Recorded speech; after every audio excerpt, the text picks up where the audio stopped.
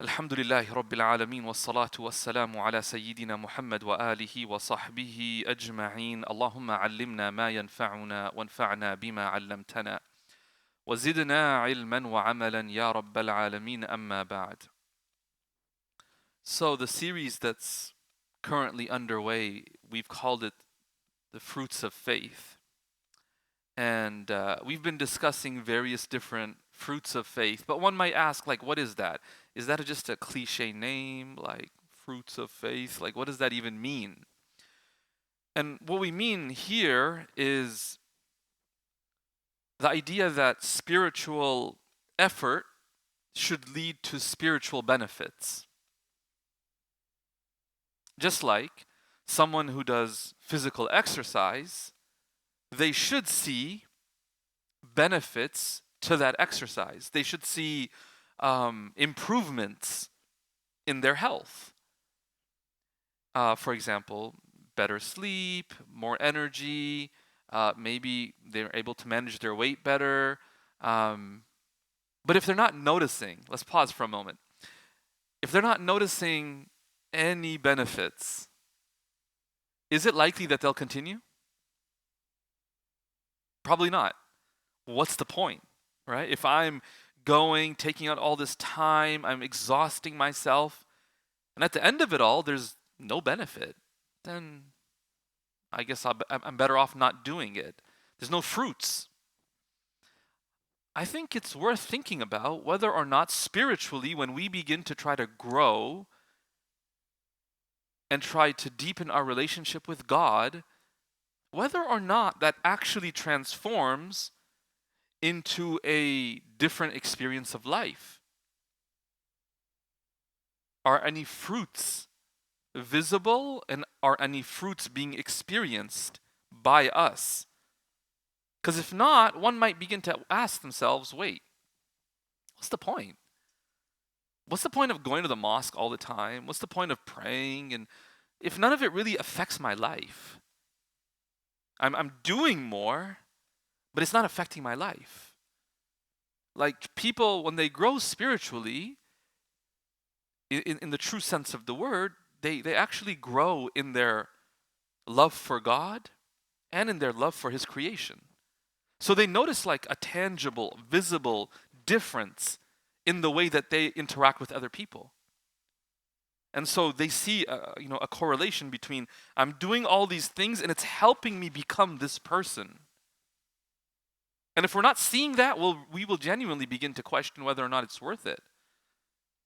5 times a day, I'm taking 10 minutes each time out at least, and I'm stepping aside and making wudu, and I'm standing up in the corner of the office and I'm praying.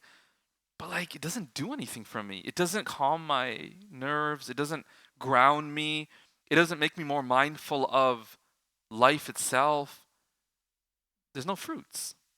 So that's why I wanted to spend these weeks discussing fruits of faith that we aim for and we hope to see in our lives. Like, we want to see that as we're making an effort to grow spiritually, we are increasing in our fear of God, that deep reverential fear of Him. We are increasing in our love for Him. We're increasing in our hope in God. We're increasing in our gratitude to Him. We're noticing how that affects our daily life. And again, if we're not seeing that, then we need to pause and start to ask ourselves, am I missing something? Am I doing something wrong on this journey? Am I only focusing on the outward? Am I not reflective enough on my own state? Am I not taking those teachings and trying to realize them, make them a reality in my life? Because there's an effort to do that. I was talking to somebody recently, and they were describing how they were learning about the Prophet ﷺ's character. And they were like, it's so incredible, so amazing. And I'm like, yeah, absolutely. Like, that's amazing, mashallah. And then they said to me, they have this dispute going on in their life with someone. They're like, I see the person, we don't really get along that much. We don't even say salam to each other. I said, okay, like, what happened? And they described the situation, and they're like, well, that person just really, I think they're upset with me. They don't want to say salam to me. And I said, what do you think the Prophet would do? Sallallahu Alaihi Wasallam. What did he teach us? He was like, I was like, he taught us that the one who initiates salam gets more reward. He even told us that when you initiate salam, it's one way of purifying your heart from arrogance. He said, and he reflected for a moment, he's like, yeah, if I'm honest, the reason why I don't want to initiate the salam is ego. I'm like, no, that person should say salam to me. And I said, do you see how difficult prophetic character is when you try to live it? Not just admire it. The first step is to admire prophetic character and go, wow, our prophet was amazing. But then you try to like apply it, and it takes all of your willpower as you walk down the hallway and you see that person and you don't want to say salam to them because you're like, right? A part of you's like, and then, but a part of you knows, no, your prophet taught you, you should say salam first. Come on now. No, we're not doing it. We're not that good yet. We're not that pious yet. No, but we want to be. And there's a war going on. And the individual forces themselves to say salam. Takes all their courage, all their willpower to do so. That is now when you take a teaching, a spiritual teaching, and you take it in the moment when it is most difficult, and you apply it. And then you start to see the fruits. Then you start to see the power of salam, how it can melt a person's heart. When you say salam, they're just waiting for you. And you say salam, and suddenly things are repaired. And suddenly you notice yourself just being a lot more courageous, putting your ego aside, stepping on your ego for the sake of God. And so when I said that, initially when they were talking about the prophetic character, they were like with real admiration, like, subhanallah, the Prophet's so amazing.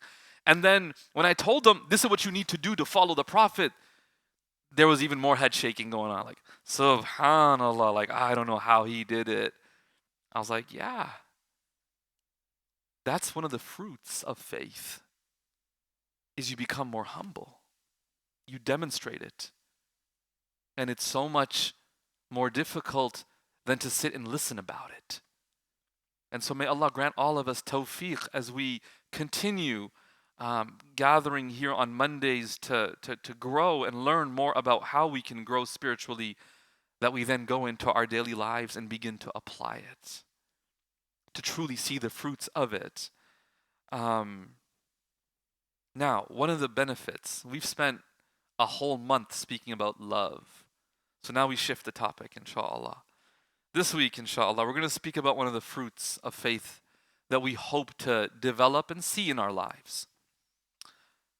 And essentially, as we grow spiritually and we draw closer to Allah, one of the things we should slowly start to notice is that we're no longer attached to temporary and ephemeral things as much. That, and in Arabic there's a term for this, it's called Zuhd.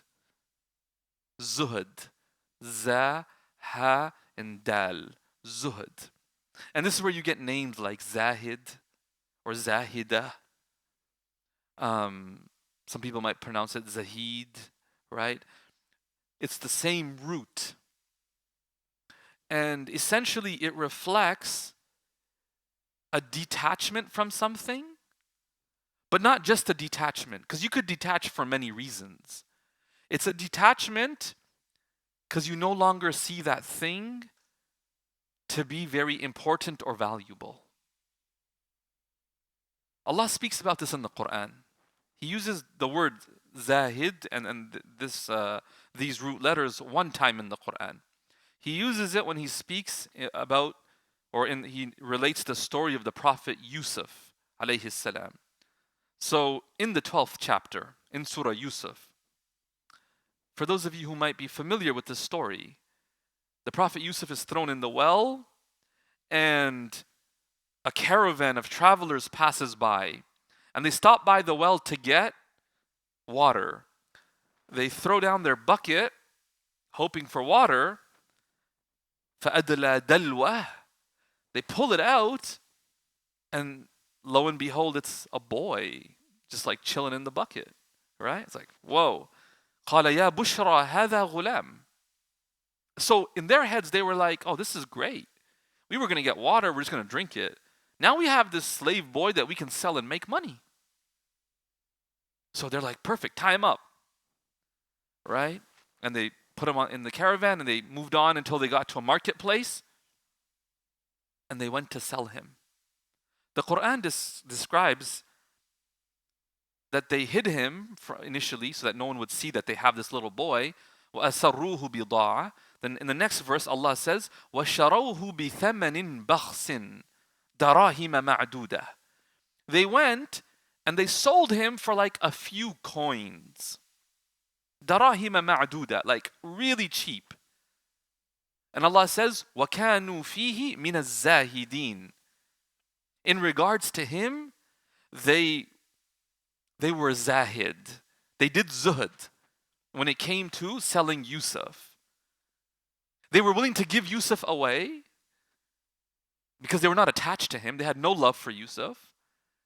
And they were willing to give him away for such a cheap amount because they didn't value him. They didn't realize that he was a prophet and that he was the son of a prophet. They didn't realize that down the line, he was going to rise up and rule over them and become part, of the royal team, or at least, the ruling team. They didn't know any of this. And because they didn't realize what a precious boy they had with them, they didn't see him to be valuable. And because they didn't see him to be valuable, they were willing to sell him for a few coins. What do we learn from that? What's the general rule we derive from there? We are willing to give up what we don't value easily because we're not attached. That's zuhd. Now here's the question. In your life, and you have to answer this to yourself, in your daily life, what do you find really easy to give up? What do you find very difficult to give up? Sometimes we notice it's really easy to just miss the prayer. It doesn't take many excuses. We want to get there, on time for the party, for the function. So if we stop, we're going to be late, and they're going to be upset. So you know what? We'll just pray when we get there. I know it's going to be qada, but and we delay the prayer. Or, we can't pray, we're flying, we're on the plane, just skip the prayer. Like we just give it up so easily. When it comes to other things that we value in life, things can be happening all around us. I can't miss it. No, I have to be there. Like we don't just give it up so easily because we value it, because we're attached. Do you get what I'm saying? Like imagine you had a friend, you guys had a plan to go somewhere, do something together, and day of something minor came up. They're like, yeah, sorry, I can't make it. You're like, really? You just bail on me that easily? What kind of a friendship is this? You can't just bail on me like that. Because it reflects to us how attached they are and how much they value us. And they value our time together. That's a real question to ask. What are the things that we're just willing to give up? I'll skip fasting. Why? Because I have a quiz. Like, that's all it takes for me to just skip my whole fasting that comes once a year in the month of Ramadan. How willing am I to give up on my relationship with Allah? What does it take? Because it's about value. And when you value something, you'll even go through hardships to see it through. Right? Because something's really important to you. And hiccups keep popping up along the way, right? The little bumps that come in the path as you're trying to get something done. But if it's important to you, you're like, don't worry, that's fine. We'll just kind of improvise. Keep moving, got to make it happen. That reflects commitment, and we're committed because we're attached, and we're attached because we find that thing to be very valuable to us in our lives. Right? When someone's important to us, we're willing to go behind our parents' backs. We're willing to hide it from the entire community when someone's important to us. We're willing to risk being seen. So we'll travel to like a different city, to a whole different area where most people don't know us, and then we can be together. Right? Do you get what I'm saying? Man, if someone sees you, as Shaykh Usman always says, ship you back to whatever, right? Send you back to that country because we caught you with someone. No, but the point I'm trying to make is we're willing to make sacrifices. We're willing to go through hardships, take out a lot of time for things that we find important and valuable. And so the question really, not what should be important. That's a whole nother conversation we're going to have, inshallah. But just to start, at face value, what is actually important to me right now? What are those things I just won't skip? And what are the things that I just give up really easily? One of my teachers, he would say this. He said,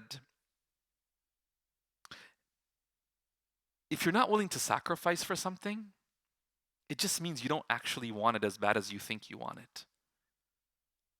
That was a really bitter pill. He's like, if you're not willing to sacrifice for something, you're lying to yourself when you say, no, I would do anything for it. No, clearly you're not. Clearly you won't. Because we make a lot of excuses. That's a difficult one, right? And I'm not trying to judge nobody's situation because I don't know what's going on with you. But when I reflected on it for myself, I was like, yo, he's right, man. As much as I don't want to admit he's right, yeah, it's true. I say I want this relationship. So here we are, we're married, and there's disputes between me and my spouse. And I say I want this relationship, but I'm not willing to put my ego aside. I'm not willing to come together and try to reconcile. I'm not ready to go for counseling. But I'll do anything to salvage the marriage. Really? You say you'll do anything, but when the moment comes, you can't do it. It means you don't want it as bad as you claim you want it. Your actions betray your actual attachment. And that's a tough one. That's a tough one. It's a bitter one, I recognize. So I'm just sharing with you, you know what I'm saying? That's kind of what my teacher would say. So what we're learning in this idea of zuhd, yeah, go ahead.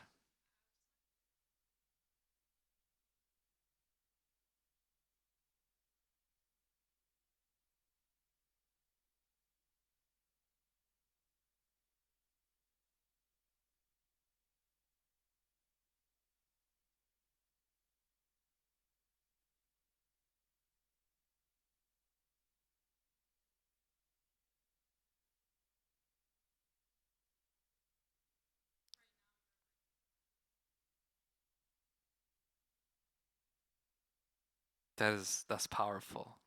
I really like that one. My intellect really likes it. A part of me's like, but no, do you know what I'm saying? It's a really powerful line. She goes, sorry, your name is? What you're not changing, you're choosing. She said, what you're not changing, you're choosing.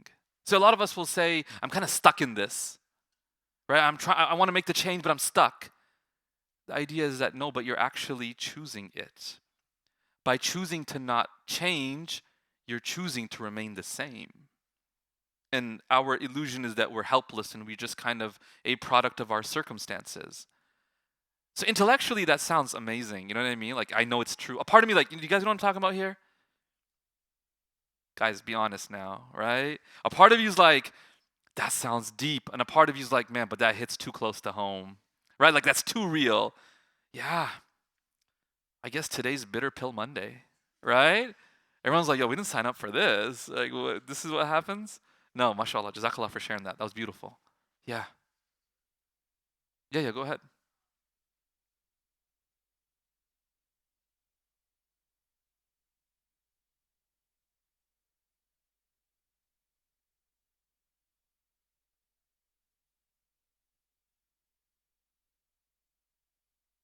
No, I'm talking about situations you know you can do something. Like deep down, you know if you tried, you could do something, but we're just willing to give it up at the slightest inconvenience. Um, and we tell ourselves this story of like, yeah, no, I couldn't do it. It was too tough. Yeah, I couldn't do it. And it's like, really? Could you? You probably could have. If you genuinely tried, you probably could have got that done. Do you know what I'm saying? Um, like, how many of you like have ever had the thought of, I could never write a book? Yeah, a lot of us will think, me write a book? I can never write a book. When people want to write books, they write books. I'll tell you about a scholar, just to highlight, like when someone wants to do something, they will take measures to do it. This scholar, when he would travel, he would fly first class. People used to like look at him and go, Astaghfirullah. Shaykh, how are you spending all this money on first class? Like, I thought you're supposed to be simple, humble, economy. And here you are, first class, mashallah. And subhanallah. You see, like, that's why you can't just judge. He said, look, he says, I have these long flights, 13 hours, 16 hours. He says, and I want to write. Because he's written a lot of books, mashallah. Like difficult works, mashallah. He said, when I'm on the plane, I want to write. And I need books to like look at, reference, check. In economy, I don't have enough space. He says, so I value my time and the efficiency enough so much that I'm willing to pay to fly first class for that space that enables me to write. I mean, that's wild. Because some of us are right now are calculating the amount that we're like, how much is he willing to pay to write, right? Like, how many thousands more? But subhanAllah, when somebody values something, how many of you have heard of celebrities who like take their gym with them? Wherever they go, they take their gym.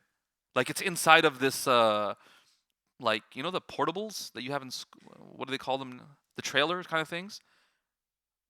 Is there a term for it? Containers. Like it's a whole container. And they have all their workout equipment wherever they go.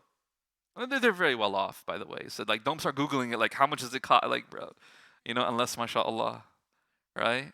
In which case, you'll see me in the month of Ramadan, for Isna, inshallah. But you get what I'm saying? There's people who are willing to spend the money whenever they fly to take their gym with them because their fitness is so important to them.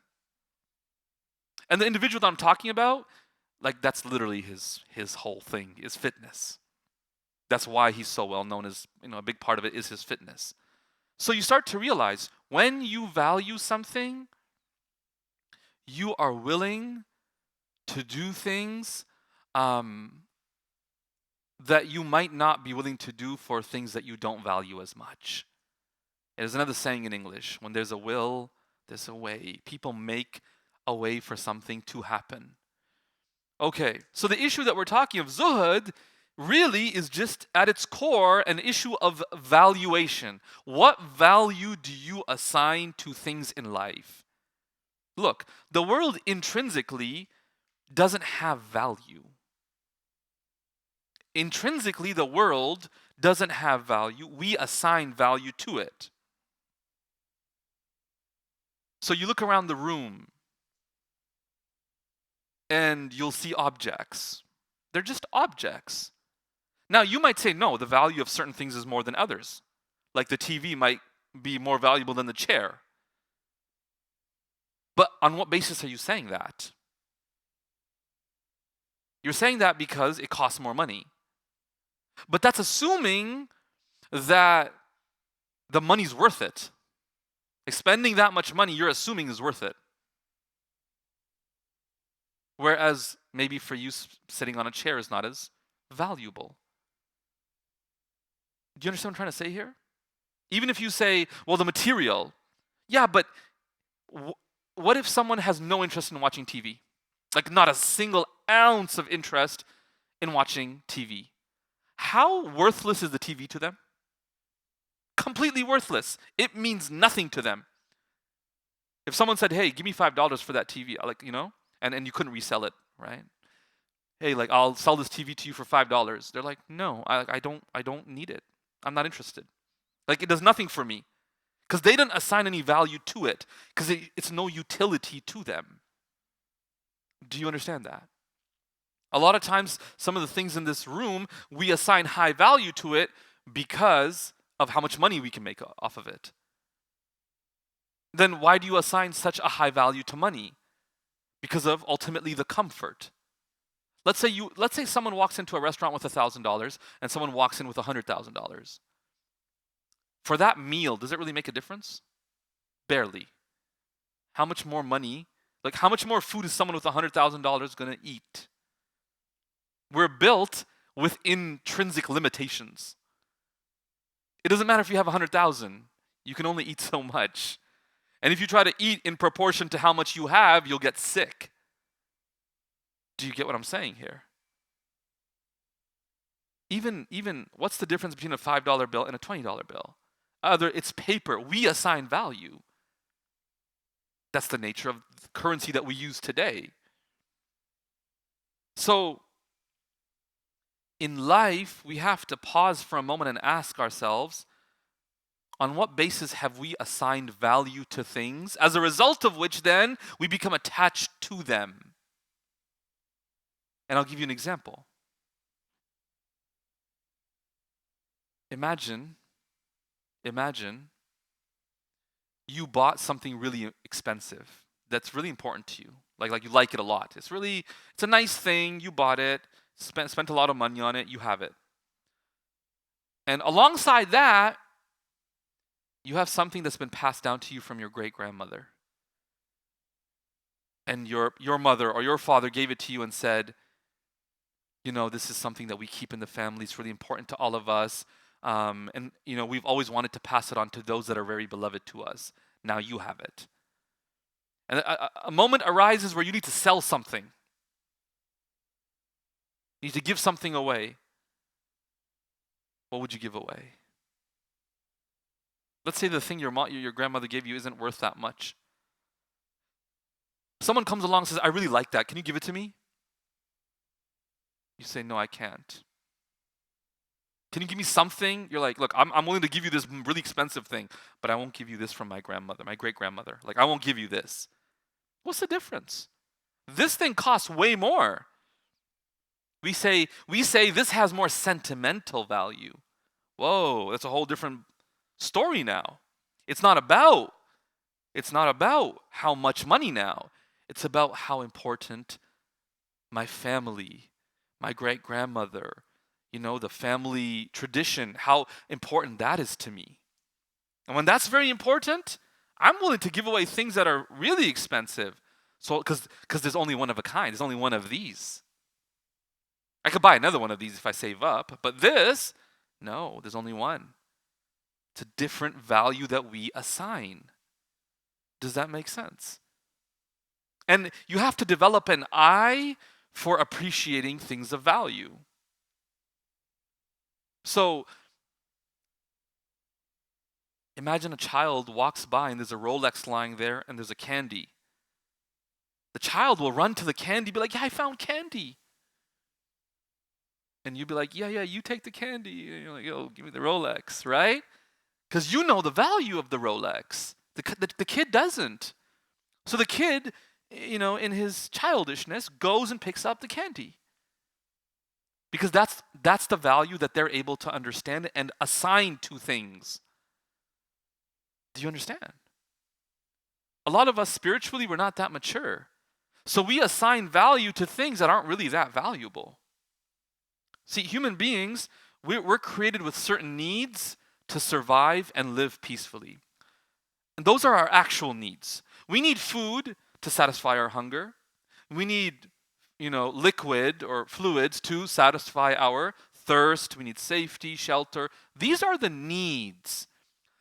Okay? These are the needs. Here's what humans do. We see means of fulfilling those needs. We then become attached to one of those means, and we're set. Like, I want this to fulfill that need. Do you get that? And I'll give you an example here. Have you ever had a moment where you're trying to eat healthy? You come home and of course, right? The day you start to try to eat healthy, family members, cook it up. It's just the law. It's just the rule, right? That's just the rule, right? When you come home and people know that you're trying to eat healthy, they have to cook unhealthy. So you walk in and you smell it, right? You're like, oh man. You're like, maybe we should start tomorrow, right? Maybe we should start tomorrow. But then you're like, no, we can't. We told them, I promised my friend we're gonna start today. So you go in the fridge, you pull out your healthy food, you sit down, you eat it. You know when you're done, you're good, right? How many of you? No? Some of you are like, no, Shaykh, actually, I still want a slice. You know what I mean? No, but let's say you eat like enough and you feel like, I'm good, right? I'm good. The hunger that I felt when I walked in the door, that hunger's gone. What remains? Desire. Desire remains.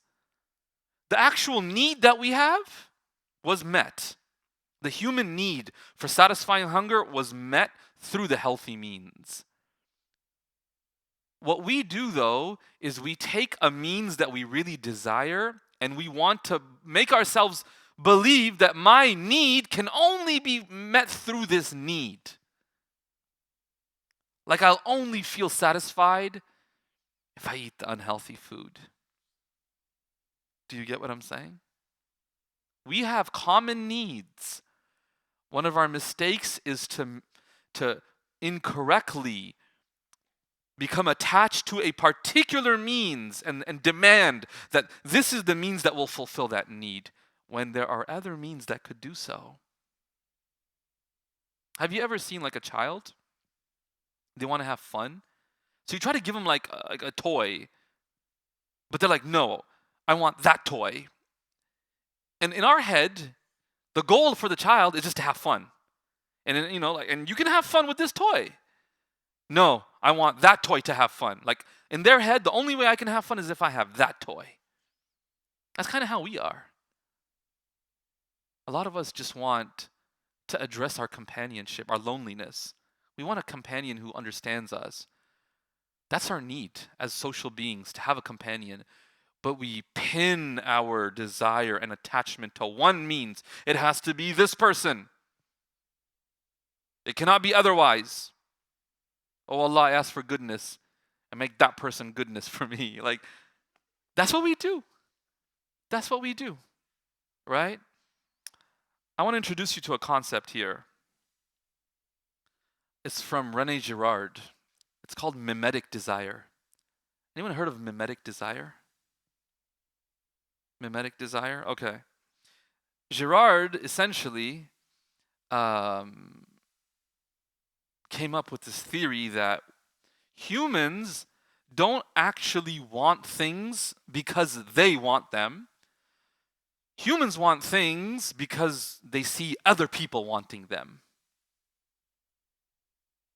Do you get that? Well, that we want things not because in our eyes they're intrinsically good. It's we want them because we see that other people want them.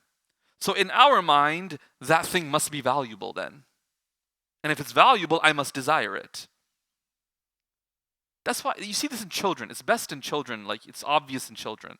You have this child who comes home and says, Dad, and I might be speaking from experience, maybe. Dad, can we get a Lamborghini? And I'm like, what? Why do you want a Lamborghini? It's a really good car. I'm like, tell me about the car. And they know nothing about it. They know nothing. Is it a good car? Yeah, it's a good car. Like, what's good about it? It's a Lamborghini. Like, that's children's reasoning right there, right? What's so good about it? It's a Lamborghini. So why do you want it? Because it's good. Why is it good? Because it's Lamborghini. You're like, oh, there you go. End of conversation, right? They don't know. Why do you think your child believes it's good? They weren't reading up on the specs and the engine and the horsepower. They weren't doing that. What were they doing? Somebody at school spoke about a Lamborghini in really positive terms. Someone said, hey, do you know that person? They have a Lamborghini. That's amazing. And this kid overhears this, comes home and goes, what? We need a Lamborghini. Do you get that? That's mimetic desire right there. The child does not know if a Lamborghini is good or not. How many of you have convinced a younger relative of yours that something that's actually not so valuable or great is great? Now I know who not to trust. Deceiving children. I'm joking. What do we say about broccoli to our children to convince them to have it? Oh, we say broccoli? No, you can't have any broccoli. Or I want all the broccoli, so I'm not sharing with you. They're like, no, I want some broccoli. You're like, no broccoli for you. I desire it. My child sees me desiring and goes, it must be desirable. So give me some of that broccoli. I'm like, no, you can have the brownies. I'm having the broccoli. Right? That's mimetic desire, using against your children.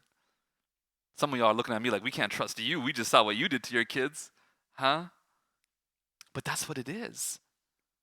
That's why we have PR and that's why we have marketing departments that show you how desirable something is in the eyes of others.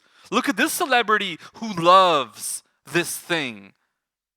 And if that celebrity loves it, it must be great. So now you should want it. And kids who look up to the celebrities go, what? Well, I want that. Isn't it? And I can recall doing this myself. I'll come home, I'll say, Dad, I need these shoes, these basketball shoes. My dad sees the price, he's like, yeah, good luck, right? He's like, you know what, I'll buy you the other ones that are much cheaper, right? I'll buy you those. And I'm like, no. See, I could play basketball in either shoe. But that's my need, right? My need is I need shoes to play basketball in. The other shoe probably wouldn't make that much of a difference. But I've pinned my desire. My desire to play, my need of playing basketball in shoes will only be fulfilled through this means. And I desire these shoes because my favorite player wears them. So if my favorite player wears them, it means they're good shoes. I don't know the specs of the shoes. I don't know the material used. I don't know anything about the design, ergonomics of the shoe. I just know that my favorite player desires the shoes and promotes the shoes, so I want the shoes. And that's a very interesting idea, to realize that many things that we desire, we didn't choose to desire them. We were conditioned to desire them. I'm not saying this is for everything, right? I do believe there's certain things that even if you try, see, that's the thing with kids, right? You try to gatekeep the broccoli, right? In the hopes that they will desire it, and then eventually, okay, fine, take some.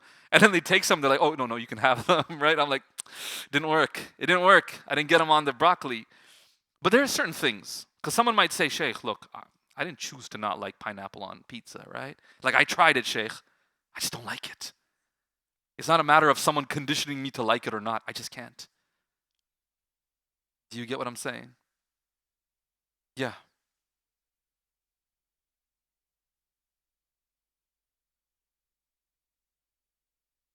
What do you mean, if you don't mind me asking?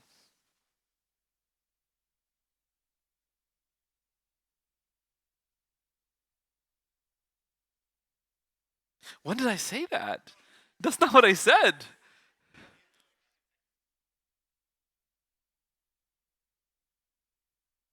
That's not what I'm saying at all. Well, it's good that you asked the question, because then you would walk out with a totally wrong idea. Guy would show up late for the halaqah. I'd be like, where's he at? Oh, he's on the bus. You'd be like, brother, get back your car. That's not what I'm saying. Wallahi, that's not what I'm saying at all. I'm trying to ask us all to be honest with ourselves about why we're so hung up on certain things in life. I need this. And you start to realize it's our deep attachment to it. And we're deeply attached because we think it's valuable. So I brought up the concept of mimetic desire to introduce like some reflection, to really kind of prompt us all to reflect more on, do I actually like it? Or do I like it because I've been conditioned to like it? And once you start to realize that, we're going to move on to talking about like how can you maybe shift the things you value. If you realize I do value this, but it seems from the teachings of Islam and from God that I'm not meant to value this, whatever this is, so much, can I shift my value system? And eventually I do want to get to talking about that, inshallah. But no, that's not the message. So it's good that you clarified that. I appreciate. There's a book written by Luke Burgess on this topic. It's called Wanting, The Power of Mimetic. He notes, one of the things he notes is that our models of desire are shaped by our upbringing. You know the things that your parents really emphasized? For much of your childhood, you will have valued those things. So when your parent, notice I didn't say if your parent, I said when. When your parent emphasized the need to become a doctor, you what? You were convinced. It's really important to become a doctor. Doctors are really important people. It's very valuable. Because it was important to them. And they let you know it's very important and it's very valuable. And maybe we attached our self-worth to that idea growing up. Now, as you grow up, you start to reflect on whether or not I truly value that. SubhanAllah. He says sometimes we actually don't even realize that we don't value it. Someone has valued it for us, and we choose something. And then the reality hits us that we don't actually like this. An example of this is a career. There will be people who will go through entire systems of education, apply for a job in a particular field or career, apply for that job, get the job, start the job, and ask themselves, wait, why am I doing this? I don't like this. But isn't that fascinating? That they spent like more than a decade working towards it, finally got it, stood there and said, but I don't want this.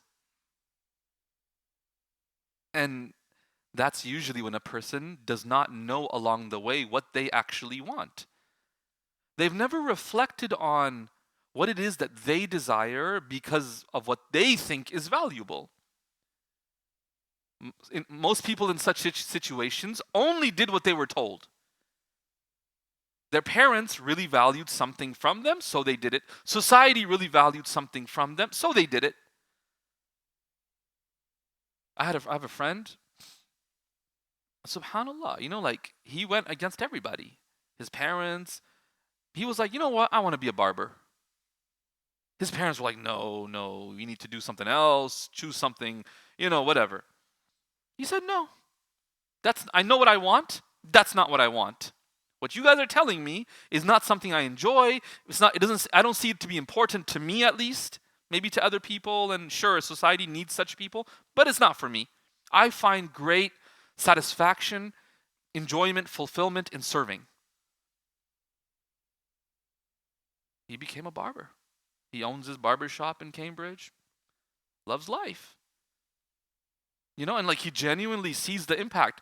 Man, barbers are therapists. I tell you, man, they are therapists. Like the way that people just sitting there getting their hair cut, just let it all out, mashallah, right? Like whenever we meet, he shares like with me like some of the conversations he has, and I'm like, wow. I thought I get some discussions and counseling. I'm like, brother, you, mashallah. But that's so meaningful to him, because he begins to search for ways he can help his haircutting clients. What am I trying to explain here? Was he's been doing this and he's committed to it, and this is what he does because along the way he didn't listen to what other people tried to induce within him as a desire. He thought carefully about what's important to me. Who am I? What's important to me? What do I like to do? What do I find very meaningful in life? What do I feel is very impactful? He picked it and he committed himself to it. And he has friends, and I have seen people who have, like I said, pursued a whole career, got into the field, got a job, and then quit, went back to school. And I understand. Some people are like, man, what a waste of time. Sunk cost fallacy. Sunk cost fallacy is like, I came this far, I got the job, I came this far, I might as well just see it through. But then every single day, you hate your life, and you're resentful, and you show up, and every day's Monday morning. Every day. You show up, you're like, oh, right? God forbid anybody ask you how's work, right? Because you don't have nothing good to say.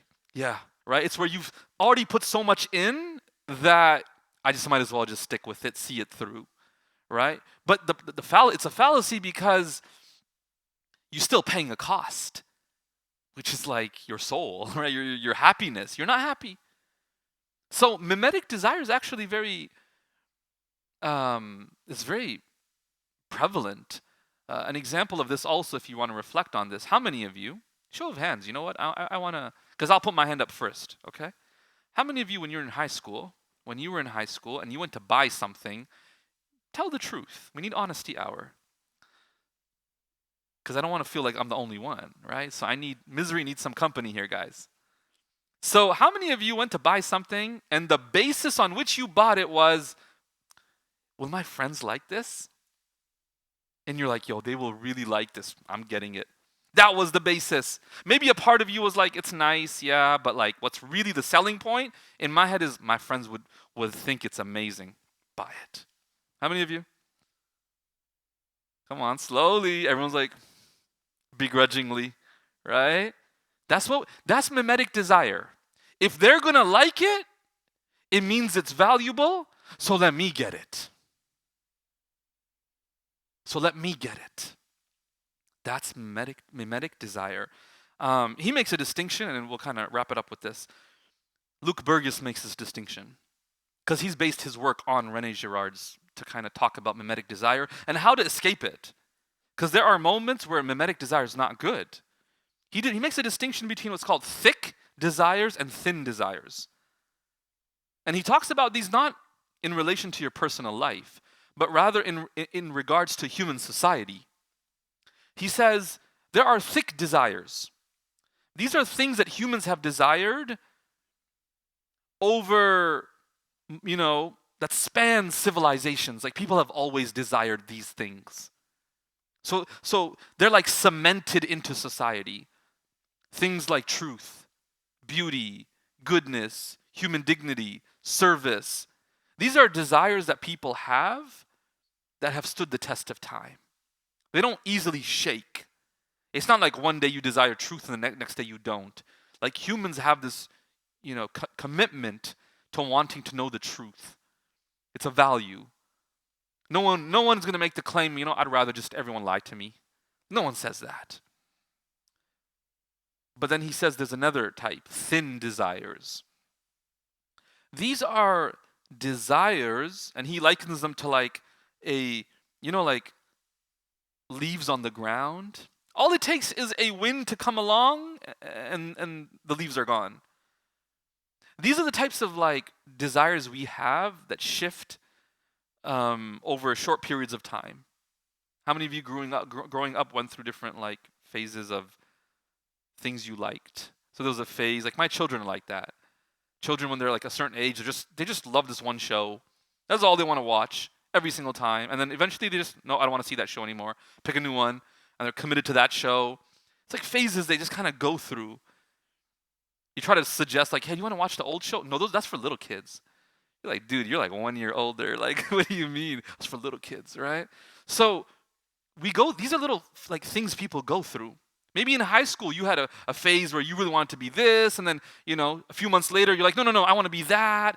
These are little thin desires that shift and shift, right? If something strong enough comes along, it'll shift the whole desire.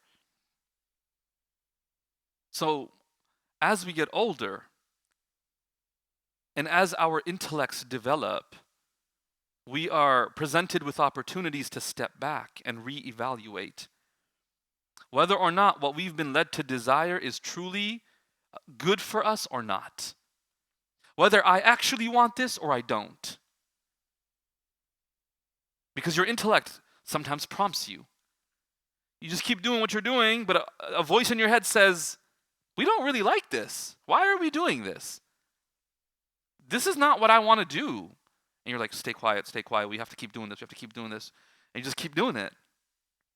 But these are opportunities. You know, there's a quote attributed to Thoreau.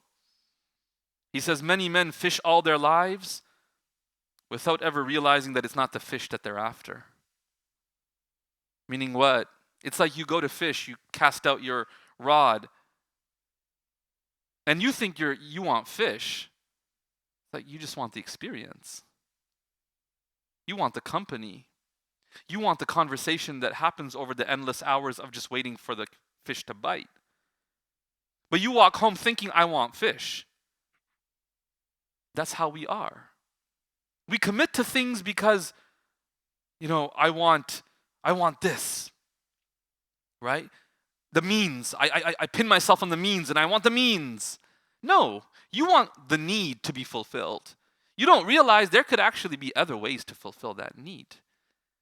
And maybe the means that you've chosen, you don't actually want that. You don't have to spend that much money to go and fish. Maybe you just want to have a coffee and sit with somebody and still get that conversation. Maybe you want to sit by the beach early morning and just look at the water and have a convo. Maybe that's all you want, but you think you have to go and fish. Right? Yeah, go ahead.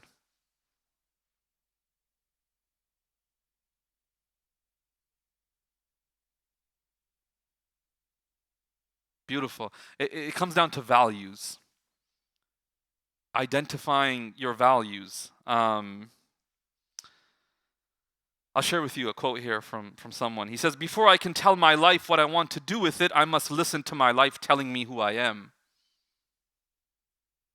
You have to know who you are, truly. You have to reflect on what's important, not only to you, but actually existentially important. And then accordingly, any decision you make in line with your values, it may not always succeed, but you will not regret it. So it's important to know your values, and that's kind of the conversation I want to have, inshallah, next week as we continue our discussion about Zuhd, which is really a conversation about the things that we are attached to and how we can detach from things that are actually not that valuable, but maybe we've been led to believe they're valuable. Because if we want to talk about detachment, we have to begin to ask ourselves, and that's what the goal has been today, why is it that we attach to some things to begin with? What makes something attach worthy? And if not, how do we detach? And if you detach, you must attach somewhere else. What else do you attach to?